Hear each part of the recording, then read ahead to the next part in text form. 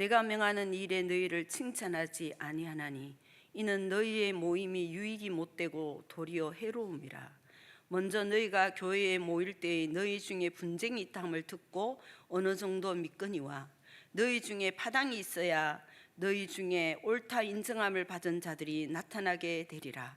그런즉 너희가 함께 모여서 주의 만찬을 먹을 수 없으니 이는 먹을 때 각각 자기의 만찬을 먼저 갖다 먹으므로 어떤 사람은 시장하고 어떤 사람은 취함이라. 너희가 먹고 마실 집이 없느냐?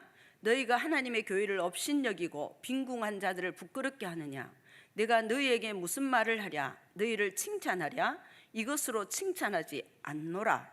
내가 너희에게 전한 것은 주께 받은 것이니 곧 주 예수께서 잡히시던 밤에 떡을 가지사 축사하시고 떼어 이르시되 이것은 너희를 위하여는 내 몸이니 이것을 행하여 나를 기념하라 하시고 식후에 또한 그와 같이 잔을 가지시고 이르시되 이 잔은 내 피로 세운 새 언약이니 이것을 행하여 마실 때마다 나를 기념하라 하셨으니 너희가 이 떡을 먹으며 이 잔을 마실 때마다 주의 죽으심을 그가 오실 때까지 전하는 것이니라. 그러므로 누구든지 주의 떡이나 잔을 합당하지 않게 먹고 마시는 자는 주의 몸과 피에 대하여 죄를 짓는 것이니라. 사람이 자기를 살피고 그 후에야 이 떡을 먹고 이 잔을 마실지니 주의 몸을 분별하지 못하고 먹고 마시는 자는 자기의 죄를 먹고 마시는 것이니라. 그러므로 너희 중에 약한 자의 병든 자가 많고 잠자는 자도 적지 아니하니 우리가 우리를 살폈으면 판단을 받지 아니하려니와 우리가 판단을 받는 것은 주께 징계를 받는 것이니 이는 우리로 세상과 함께 정죄함을 받지 않게 하려 하심이라. 그런즉 내 형제들아 먹으러 모일 때에 서로 기다리라. 만일 누구든지 시장하거든 집에서 먹을지니 이는 너희의 모임이 판단받는 모임이 되지 않게 하려 함이라. 그 밖의 일들은 내가 언제든지 갈 때에 바로 잡으리라. 아멘. 주는 그리스도시요 살아계신 하나님의 아들이시니이다. 아멘. 오늘 고린도전서 11장 17절부터 34절을 통하여서 자신을 살펴보는 자라는 제목으로 우리 하나님의 말씀을 받아야 되겠습니다. 제가 지난주에 좀 목젖이 아프더라고요. 코도 약간 또 상태도 안 좋고 그래서 이비인후과에 갔습니다. 이비인후과에 가니까 의사 선생님이 쭉 보더니 목젖이 너무 많이 부었습니다 라고 하시면서 약을 주시더라고요. 그래서 약을 먹으니까 목젖이 아픈 게 싹 사라지고 좋아지더라고요. 그래서 항생제를 함께 먹고 약을 다른 종류의 약들을 함께 먹는데 근데 약에는 항상 부작용이 있을 수가 있습니다. 그렇죠? 그래서 제가 먹는 약 중에 항생제 중에 페니실린계 항생제가 있는데 이제 목젖은 아픈 게 다 나아졌는데 이 부작용으로 배가 좀 아프거나 설사하거나 이런 것이 나타날 수 있거든요. 근데 제 몸에 그런 걸 나타나기 시작하는 겁니다. 그래서 그 약을 딱 끊으니까 이제 그게 없어졌는데 이렇게 약에도 모든 사람들이 모든 것에 다 좋은 것만 있는 것이 아니라 부작용이 있구나. 세상에서는 모든 것을 치유할 수 없고 이렇게 부작용이 생길 수 있구나라는 것을 또 다시 한번 확인하는 시간이었습니다. 흔히 우리가 경험할 수 있고 흔히 있는 일들이죠. 그런데 우리는 이런 부작용이 없는 중요한 하나님이 주시는 우리 인생의 해답과 구원의 축복을 누려야 됩니다. 그래서 오늘 서론에서 그 부분을 오늘 좀 먼저 살펴봐야 되는데 인간에게 오는 고통의 중요한 원인이 무엇인지 시작이 무엇인지를 우리가 바르게 성경적으로 알고 있어야 됩니다. 많은 사람들은요 자기가 갖고 있는 어떤 육신적인 문제 때문에 고통 속에 있다고 말하는 사람들 많이 있습니다. 질병 때문에 그런 고통 속에 있는 분들도 많이 있죠. 어떤 분들은 자기가 갖고 있는 어떤 마음과 정신의 문제 때문에 나는 어려움 속에 있어요 라고 말하는 분도 많이 있습니다. 또 다른 분들은 어떤 영적인 그런 문제로 어려움으로 자기는 고통 속에 있다고 말하는 분도 있습니다. 또 다른 인간관계나 경제 문제나 너무나 수많은 수십 가지 수만 가지의 문제들이 그것으로 인해서 우리에게 고통이 있을 수가 있는 것이죠. 그래서 사람들이 이 문제를 자기 나름대로 해결하기 위해서 방법들을 찾는데 그 방법이 자기를 해결해 주는 것이 아니라 부작용 같은 그런 문제들이 일어나서 거기에 묶이게 되고요. 종살이 하게 되고 또 다른 고통과 또 다른 문제들이 일어나는 경우가 너무나 많이 있습니다. 결국 사람들 어떻게 살고 있습니까? 죽음을 두려워해서, 죽기를 무서워하여서 그렇게 살고 있는 사람이 대부분인 것을 우리가 현장에서, 우리 삶에서 볼 수가 있습니다. 근데 성경은요, 이 인간의 고통의 시작과 원인이 무엇인지를 바르게 우리에게 알려주고 있습니다. 이것을 바르게 알아야지만 하나님이 우리에게 제시해 주신 구원이 무엇인지를 바르게 알 수가 있는 것입니다. 이 문제의 시작은요, 살아계신 하나님에 대해서 믿지 않은 불신앙, 불순종한 것입니다. 하나님이 주신 그 말씀에 대해서 불신앙, 불순종하게 된 것입니다. 결국은요, 하나님을 거역하고요, 하나님을 반역하고 그 말씀을 따라가지 않은 그 죄가 인간에게는 모든 것의 시작이라고 성경은 말하고 있습니다. 그래서 시편 107편 10절과 11절은 이렇게 우리에게 증거하고 있습니다. 사람이 흑암과 사망의 그늘에 앉으며 공고와 고통과 쇠사슬의 매임은 하나님의 말씀을 거역하며 지존자의 뜻을 멸시함이라. 우리에게요, 절대 진리와 절대 기준으로 주신 것이 하나님의 말씀입니다.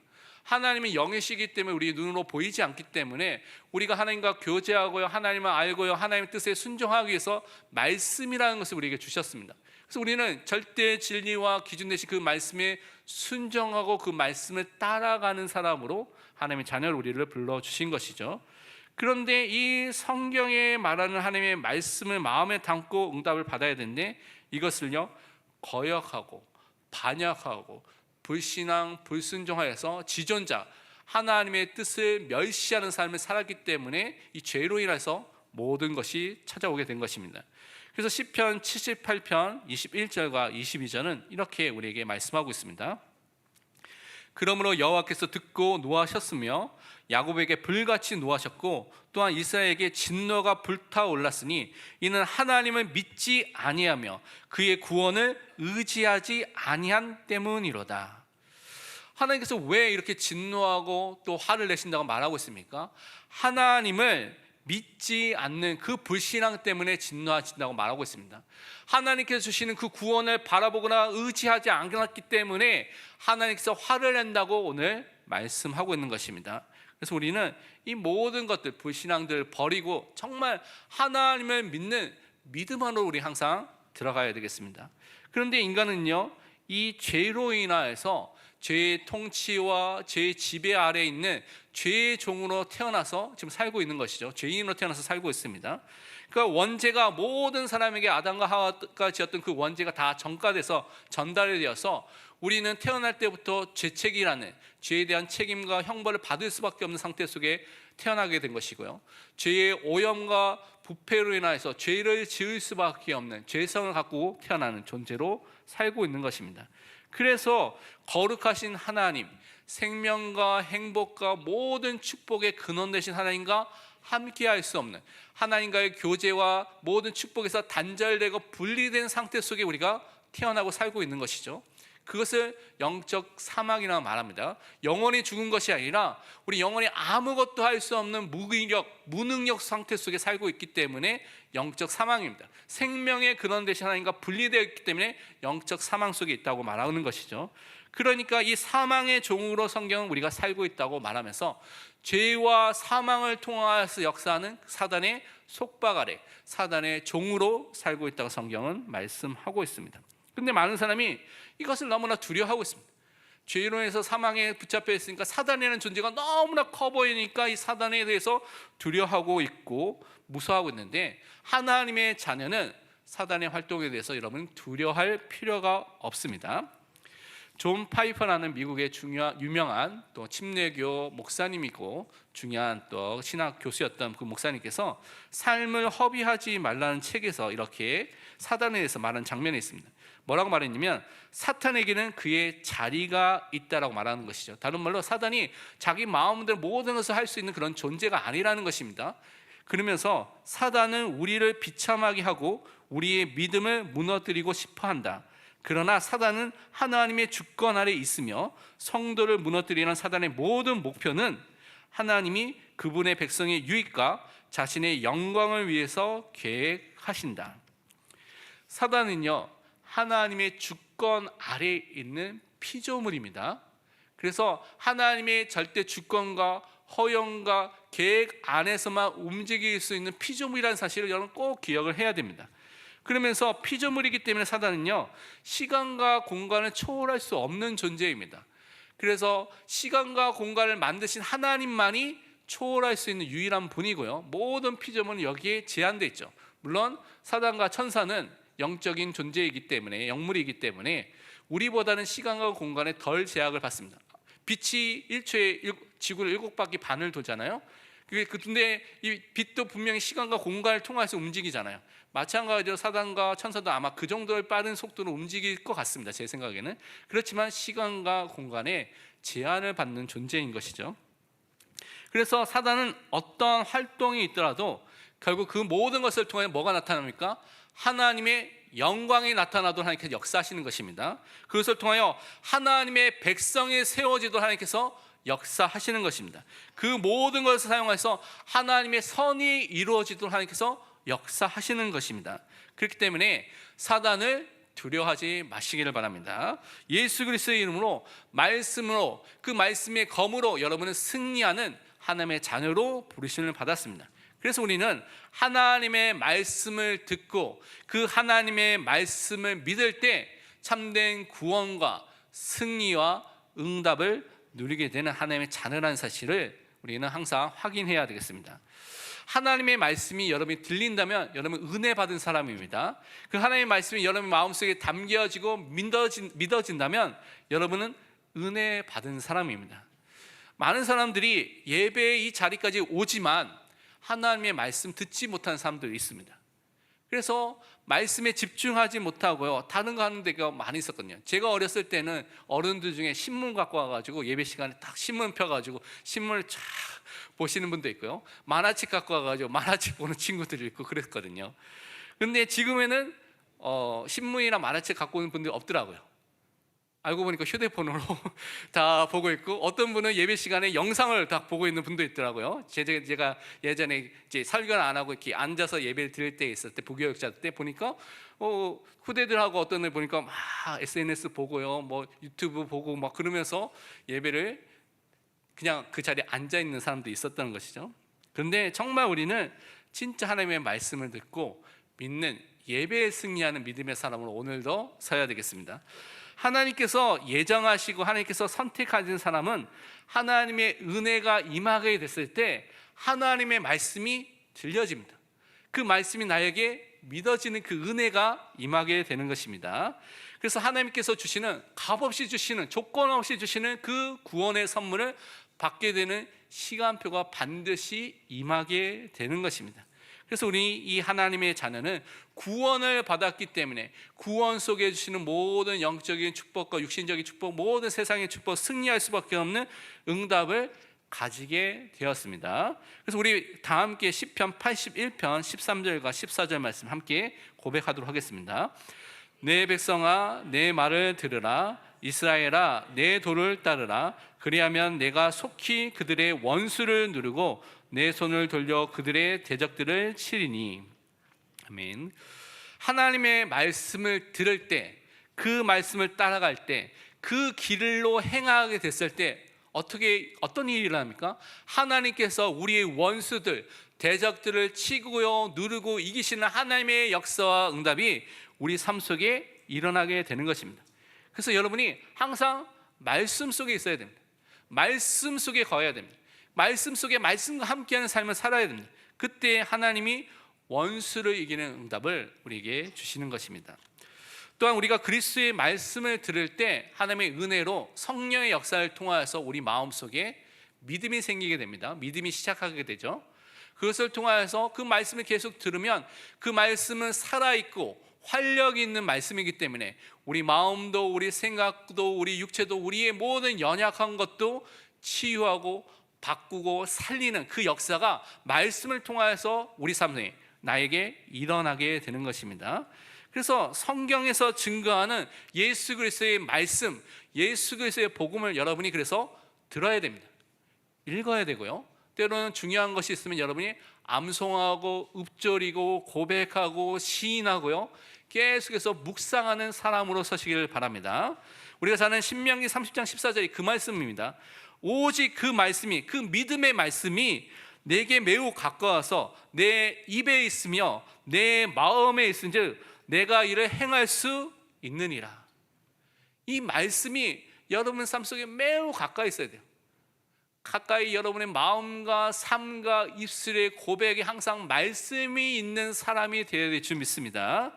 그래서 말씀과 매우 가까이 하는 나만의 영적인 시스템, 영적인 시간이 있어야 됩니다.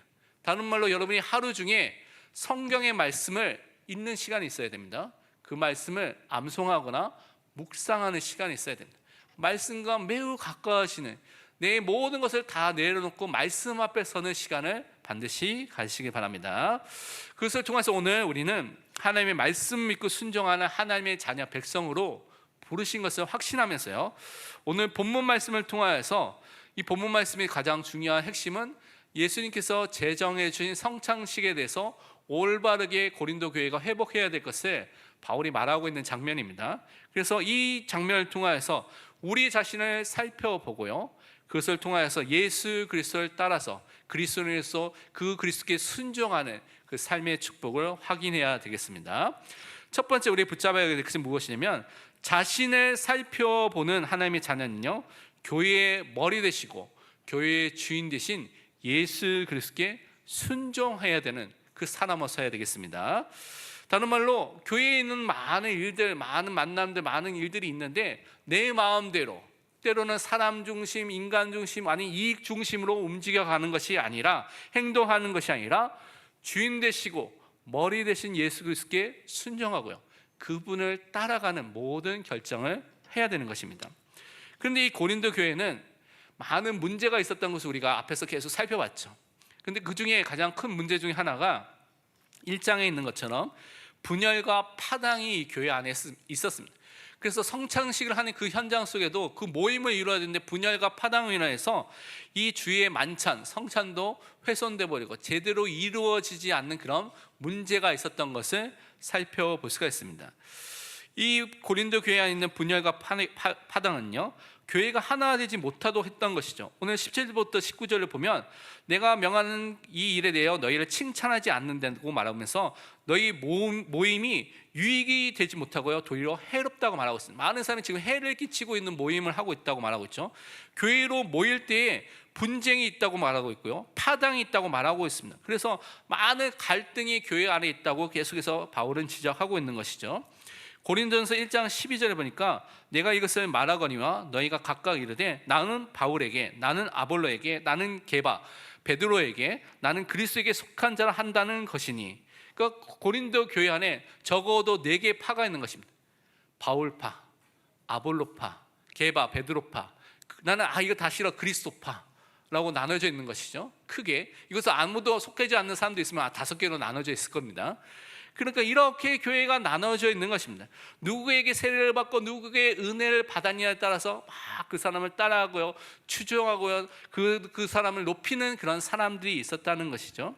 그런데 교회는 사람 따라가는 곳이 아닙니다. 교회는 사람 따라서 어떤 파당을 만드는 곳이 아닙니다. 교회는요, 예수 그리스도가 왕이 되시고 주인이 되시고 목자가 되신 것을, 머리가 되신 것을 항상 인정하고 고백하고 시인하고 그 그리스도께 순종하는 것이 교회입니다. 그래서 우리는 항상 그것을 인정해야 됩니다.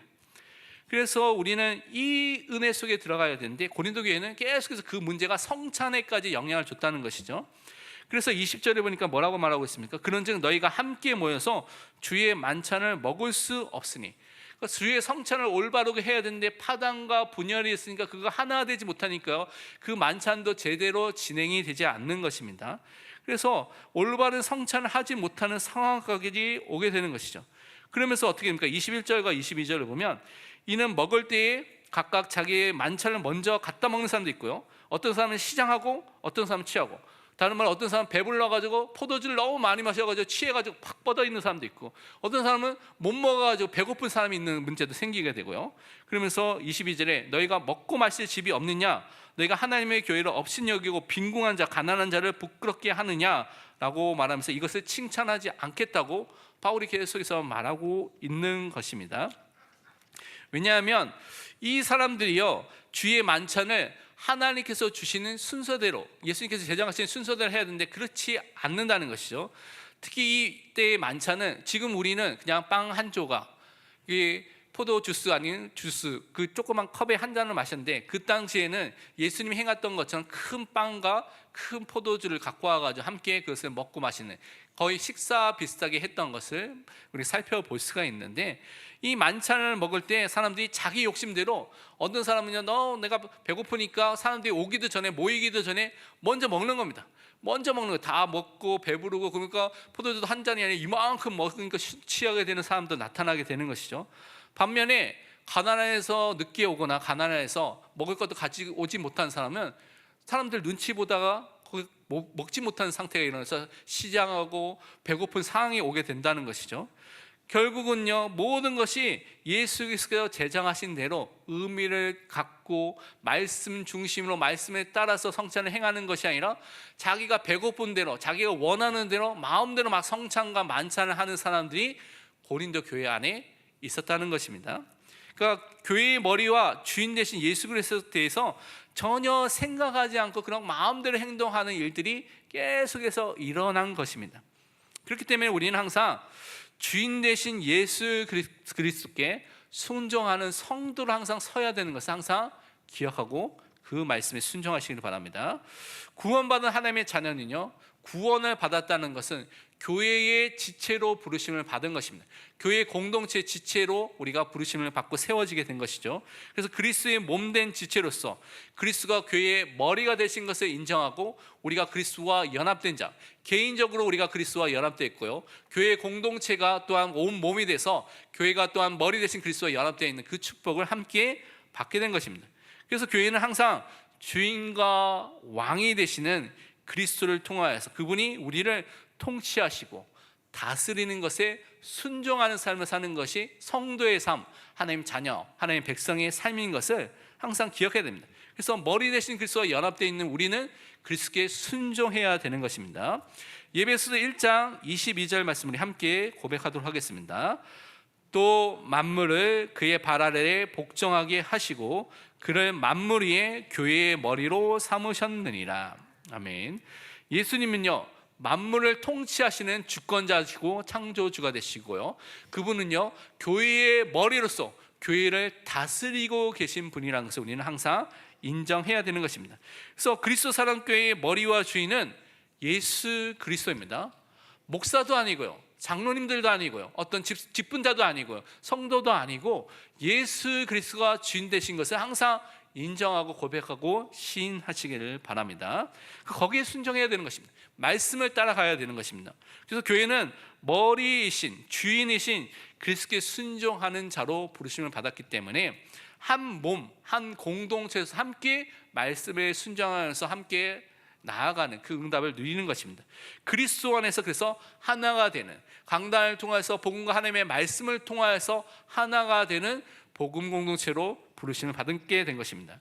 그렇기 때문에 교회는 파당이 있어서는 안 됩니다. 우리가 그리스도 중심으로 그리스도를 따라가는 그 한 중심만 있으면 되는 것입니다. 그래서 오직 그리스도 중심, 하나님의 중심으로 그리스도께 순종하는 사람으로 그 그리스도의 인도함을 받는 믿음의 사람은 항상 서시기를 바랍니다. 한 몸인 이 교회 공동체는요, 주의 만찬 때 성도들 기다리고요, 성찬을 올바르게 할 수 있도록 미리 준비해야 됩니다. 그래서 마지막에 있는 33절과 34절이 먹으러 모일 때 서로 기다리라는 것이죠. 내가 배고프다 먼저 먹지 말고 하나님의 말씀을 따라서 순서 있게 하도록 기다리고, 그러면서 만일 배고픈 사람이 있다면 34절이면 먼저 먹고 와서 이것이 올바르게 그리스도의 몸과 피를 정말 기념할 수 있도록 올바르게 드려질 수 있도록 마음을 다해서 참여하라고 말하고 있는 것입니다. 그래서 음식을 먹고 그것을 통하여서 성찬의 참된 의미가 이루어질 수 있도록 그리스도께 순종하라고 말씀해 주신 것입니다. 그러면서 우리는 자신을 살펴보는 하나님의 백성으로서 예수 그리스도의 구원을 붙잡고 그 구원을 증거하는 사람으로 오늘도 서야 되겠습니다. 오늘 다 함께 오늘 본문 고린도전서 11장 23절부터 25절 말씀 함께 읽도록 하겠습니다.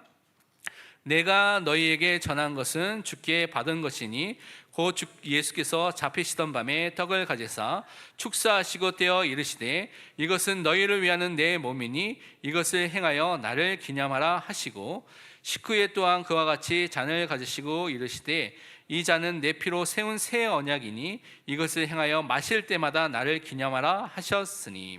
아멘. 주님께서 세우신 이 성찬은요, 예수 그리스도의 십자가, 그분의 부활을 통하여서 이루신 구원과 그 은혜를 누리는, 그것을 붙잡는 그 축복 속에 들어가는 중요한 예식입니다. 그래서 그 항상 붙잡으시길 바랍니다. 주의 만찬은요, 예수님께서 유월절 때 제정하셨죠. 유월절 전날에 제정하셔서 유월절 만찬을 대체하도록 하신 것입니다. 이제 더 이상 유월절이 아니라 유월절의 완전한 성취, 유월절 어린 양의 실체가 오신 예수 그리스도를 통해서 완전히 성취됐기 때문에 더 이상 우리는 유월절이 아닌 주의 성찬을 통하여 주의 만찬을 통하여서 새롭게 제정된 이 예식을 지키도록 우리에게 주신 것입니다. 그래서 유월절 만찬이 성찬으로 바뀐 것처럼 할례는요, 이 시대에는 유아 세례로 바뀌어서 주의 백성 안에, 언약의 공동체 안에 나온 것을 우리가 확인하고 믿게 되는 것입니다. 그래서 우리는 이 유월절 어린 양을 통해서 임하게 된, 예수 그리스도를 통해서 임하게 된 하나님의 구원의 은혜와 사랑과 능력을 이 성찬을 통해서 확인하는 시간입니다.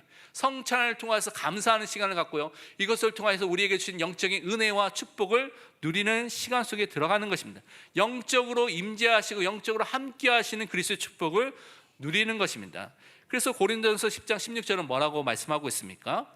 우리가 축복하는 바 축복의 잔은 그리스도의 피에 참여함이 아니며 우리가 떼는 떡은 그리스도의 몸에 참여함이 아니냐.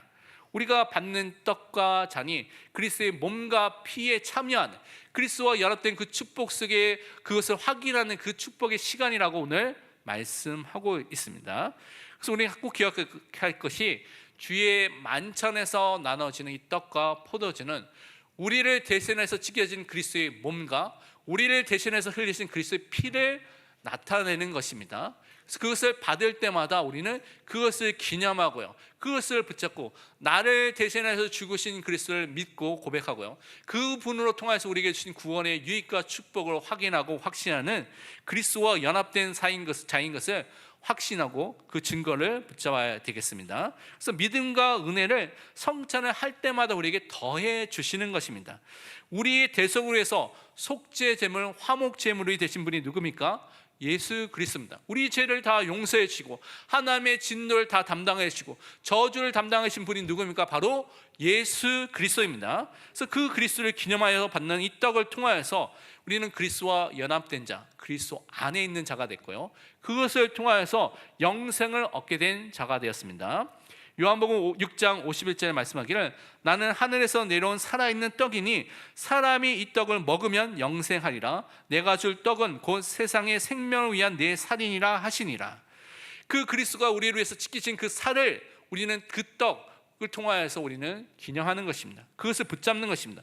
모든 죄와 저주와 진노를 우리 대신해서 담당하신 그리스도를 바라보고 그 은혜에 감사하는 우리 성찬으로 항상 참여하는 것입니다.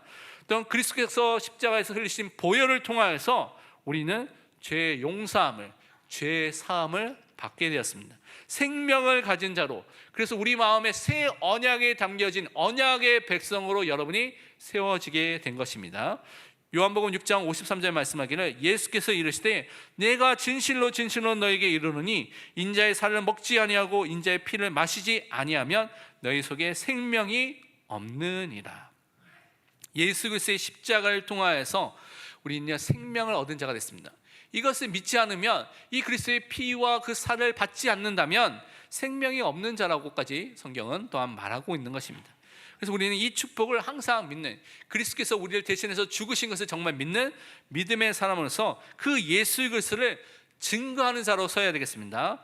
오늘 다 함께 26절 본문 말씀 함께 읽도록 하겠습니다. 너희가 이 떡을 먹으며 이 잔을 마실 때마다 주의 죽으심을 그가 오실 때까지 전하는 것이니라. 아멘. 성찬을 통하여서 우리 뭐 합니까? 예수 그리스도 다시 오실 때까지 성찬 예식을 통하여 그리스도의 십자가의 죽으심과 부활을 계속해서 증거하는 증인의 삶을 항상 살고 그 축복을 항상 누리는 것입니다. 그래서 사실은 초대교회 때는 예배를 드릴 때마다 성찬을 하고 있습니다. 그래서 한국 교회에서는 그런 교회가 별로 없는데 미국이나 다른 지역에 가면 교회마다 매주 성찬을 하는 교회가 생각보다 많이 있습니다. 그래서 매주 성찬을 통하여서 예수 그리스도의 이 죽으심과 부활을 기념하고 그 은혜 속에, 영적 임재 속에 들어가는 교회들이 많이 있는데, 한국 교회는 어떤 교회는 1년에 2번밖에 안 하고요, 좀 많이 하는 교회는 4번 하는 교회들이 많이 있는데, 저희 교회는 처음에 2번 하다가 제가 또 그것은 너무 부족하다고 해서 2달에 한 번씩 작년부터 계속 하고 있습니다. 근데 내년부터는 우리가 한 달에 한 번 이상은 성찬을 해야 되겠다라고 기도하고 그렇게 준비를 또 해야 되겠습니다. 이게 준비하는 게 또 뭐 많기 때문에 또 뭐 번거로울 수도 있겠지만, 정말 중요한 십자가에 죽으신 그리스도, 부활하신 그리스도를 정말 예배 때마다 누리는 그 은혜 속에 들어가도록 우리가 준비하고 그 속에 들어가야 되겠습니다. 예수 그리스도의 대속의 죽음을 통하여서 여러분이 무엇을 받게 됐습니까? 죄 용서함을 받게 됐습니다. 그 그리스도를 통하여서 여러분요, 함께 하심과 생명을 누린 자가 되었습니다. 그것을 통하여 자유와 해방과 승리를 가진 하나님의 자녀가 된 것입니다. 그렇기 때문에 이 성찬을 통하여서 그 그리스도의 십자가와 부활에 집중하고요, 확신을 통하여서 그리스도만을 증거하는 믿음의 사람으로 우리 항상 세워져야 되는 것입니다.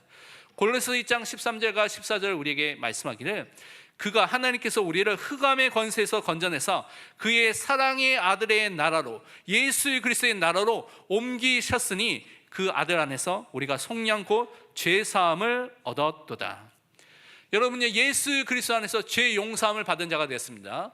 예수 그리스도의 나라로 옮긴 자, 하나님의 나라로 이미 옮겨진 하나님의 백성, 하나님의 자녀가 된 것입니다. 베드로전서 3장 18절에 보면, 그리스도께서도 단번에 죄를 위하여 죽으사 의인으로서 불의한 자를 대신하셨으니 이는 우리를 하나님 앞으로 인도하려 하심이라. 예수 그리스도의 그 대속의 죽음, 십자가의 죽음을 통하여서 여러분요, 하나님을 만난 자, 하나님과 함께하는 그 응답을 누리게 됐습니다. 이것을 성찬을 할 때마다 기념하고요, 누리고요, 붙잡고 확신을 가지고 그 은혜와 그 믿음을 가지는 믿음의 사람으로 서게 되는 것입니다. 그러면서 우리는 세 번째로 자신을 살펴보면서 죄와 심판을 피하는 믿음의 사람으로 서야 되겠습니다. 우선 자신을 살펴보면서 주의 몸을 분별을 못하는 그런 죄가 있을 수 있는데, 이 자신을 살펴보면 이것을 피할 수 있다고 오늘 말하고 있습니다. 27절부터 29절을 보면 이렇게 말하고 있죠. 그러므로 누구든지 주의 떡이나 잔을 합당하지 않게 먹고 마시는 자는 주의 몸과 피에 대하여 죄를 짓는 것이니라. 사람이 자기를 살피고 그 후에 이 떡을 먹고 이 잔을 마실지니 주의 몸을 분별하지 못하고 먹고 마시는 자는 자기의 죄를 먹고 마시는 것이니라. 성찬에 참여할 때요, 자신의 상태를 점검하고 살펴보고 해야 되는데, 그것을 살펴보지 않고 올바른 마음 없이 참여하는 자는 그 사람은 죄를 짓는 거라고 오늘 말하고 있습니다. 그래서 항상 자신을 먼저 점검하고요, 주의 몸을 분별하는 상태 속에서 우리가 성찬에 참여하는 것입니다. 근데 분별하지 못한 상태 속에 들면 그 죄를 피할 수 없고 그 죄를 지을 수밖에 없는 믿음의 그 문제가 오게 된다는 것이죠. 그래서 자신을 점검해야지만 이 죄를 피할 수 있게 되는 것입니다. 그래서 배고픔을 해결하기 위해서, 취하기 위해서 먹고 마시는 사람이 아니라 그리스도의 몸, 그리스도의 피를 정말 믿는 믿음을 고백하기 위해서 이것을 행하여야 되는 것입니다. 함께 우리 고린도후서 13장 5절 말씀 함께 고백하도록 하겠습니다. 너희는 믿음 안에 있는가? 너희 자신을 시험하고 너희 자신을 확증하라. 예수 그리스도께서 너희 안에 계신 줄을 너희가 스스로 알지 못하느냐? 그렇지 않으면 너희는 버림받은 자니라. 아멘. 우리는요, 우리가 믿음 안에 있는 자인 것을 항상 확신해야 됩니다. 그리고 그것을 통하여서 정말 하나님이 원하시는 성령의 역사를 통하여서 또한 우리가 하나님의 자녀인 것을 확신하는 믿음의 사람 항상 서야 되겠습니다. 그러면서 자신을 살펴보는 가운데 심판에서 벗어나는 그 은혜를 항상 누려야 되겠습니다. 오늘 30절에 보니까 그러므로 너희 중에 약한 자와 병든 자가 많고 잠자는 자도 적지 아니함니라고 말하고 있습니다. 다른 말로 성찬에 대한 죄, 세상에 있는 죄를 지어서 몸이 약해진 사람들, 병이 든 사람들, 이미 죽은 사람들, 잠잔다는 것을 죽은 사람을 말합니다. 죽은 것을 통해서 심판이 이미 임해야 있다는 것을 오늘 말씀하고 있습니다. 그래서 31절을 보니까요, 우리가 우리를 살폈으면 판단을 받지 아니하려니와 라고 말하고 있습니다. 자신과 다른 사람을 하나님의 말씀으로 점검하고요, 살펴본다면 하나님의 심판을 피할 수 있는 것입니다. 그런데 우리가 우리 자신을 살펴봤을 때 잘못된 죄가 있다면 그것을 발견한다면 뭐 해야 됩니까? 회개하는 것입니다. 요한에서 1장 9절에 그래서 말씀하기를 만일 우리가 우리 죄를 자백하면 그는 미쁘시고 의로워서 우리 죄를 사하시며 우리를 모든 불의에서 깨끗하게 하실 것이요. 하나님은 사랑과 긍휼과 은혜와 용서의 하나님이기 때문에 우리가 회개할 때마다 우리를 분명히 용서해 주시는 것입니다. 그래서 우리는 그 축복을 항상 누리는 것이고요. 32절에 보면 우리가 판단을 받는 것은 주께 징계를 받는 것이니 이는 우리로 세상과 함께 정죄함을 받지 않게 하려 하심이라.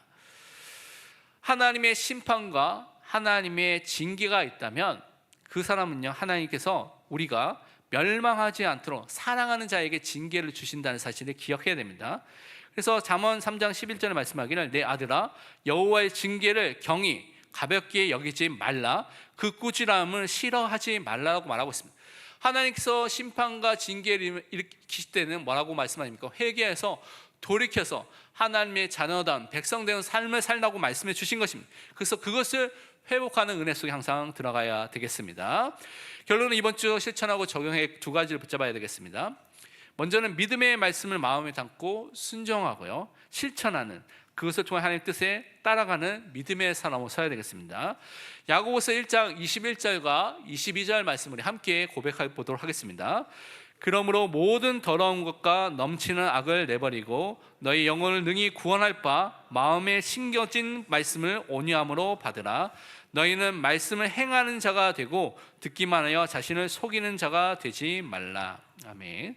모든 악한 것들을 버리고 우리 마음에 심어진 말씀을 온유하게 받는, 말씀대로 살아가는 사람으로 되어서 말씀을 행하는, 순종하는, 그 뜻을 따라가는 사람으로 서시길 바랍니다. 두 번째로 하나님께서 우리의 목자로서 우리를 영원토록 인도하시기 때문에 그 하나님을 바라보고 기도하고 그 인도하심에 순종하시길 바랍니다. 시편 28편 9절에 말씀하기를 주의 백성을 구원하시며 주의 산업에 복을 주시고 또 그들의 목자가 되시어 영원토록 그들을 인도하소서. 이 하나님의 인도하심과 영원토록 우리의 책임지심을 항상 누리는 믿음의 사람이 될 수 있도록 기도하시길 바랍니다. 함께 우리 강단 기도 제목과 함께 기도하고 제가 마치는 기도하겠습니다. 하나님과 하나님 말씀에 불신앙 불순종한 것들을 다 버리고요, 하나님의 말씀을 믿고 순종하는 하나님의 자녀로 백성을 설 수 있도록 주인 되신 예수 그리스도께 순종하는 성도로서 성찬을 통해서 예수 그리스도를 믿고 증거할 수 있도록 항상 자신을 살펴보고 죄와 심판을 피하고 하나님께 영광 돌릴 수 있도록 함께 먼저 합심해서 기도하겠습니다. 하나님 아버지, 참으로 감사합니다. 우리가 우리 자신을 날마다 살펴봄으로 통하여서 모든 죄를 피하고 모든 심판을 피하며 하나님께 영광 돌리고 예수 그리스도의 죽으심과 부활을 통하여서 그것을 날마다 증거할 수밖에 없는 전도자로 또 하나님의 자녀로 설 수 있도록 축복하여 주옵소서. 감사드리며 살아계신 예수 그리스도의 이름으로 기도합니다. 아멘.